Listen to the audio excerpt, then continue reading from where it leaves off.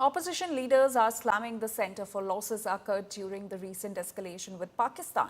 Congress leaders are targeting the government over Chief of Defence Staff General Anil Chauhan's admission that India suffered losses in the air during the conflict. On the sidelines of the Shangri-La dialogue in Singapore, CDS Chauhan said in an interview that a few Indian jets were downed due to tactical errors. But he dismissed Pakistan's claims of 6 Rafale jets being shot down and also asserted that the Indian forces rectified the mistakes and went back to hit bases deep inside Pakistan.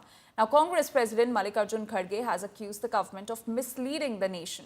He has called for an immediate special session of the parliament to pose important questions that need to be answered. What I can say is on 7th and the initial stages, there were losses, but the numbers and that's not important. What was important is why did these losses occur and what did we do after that. So we rectified tactics and then went back on 7th, 8th and 10th in large numbers to hit air bases deep inside Pakistan. Penetrated all their air defenses with impunity, carried out precision strikes. इसमें कांग्रेस क्या कहेगी? हम तो कांग्रेस को बार-बार सवाल पूछ रही है साहब, क्या पहलगाम के 4-5 आतंकी पकड़े गए?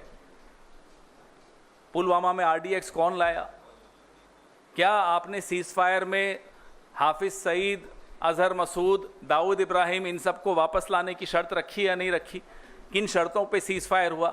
ठोस बात करिए ना। ये नारे और ये भाषण ये सब तो 11 साल हो गए, सबने सुन लिया और सबको आपकी पोल समझ में आ गई, आपकी असलियत सबको समझ में आ गई। अब आप ठोस सवालों का ठोस जवाब दीजिए।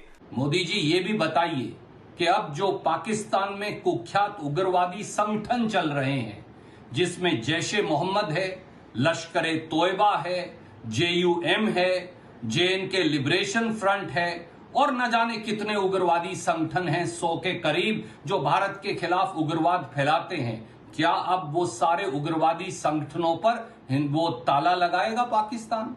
एक और सवाल आपसे है, क्या अब मौलाना मसूद अजहर को, पहलगांव हमले के मास्टरमाइंड सैफुल्लाह को, क्या अब दाऊद इब्राहिम को, क्या दूसरे अबुल राउफ को और क्या दूसरे इंटरनेशनल उग्रवादियों को जो भारत में हर रोज उग्रवाद फैलाते हैं, क्या उन्हें वो हिंदुस्तान को वापस देने वाले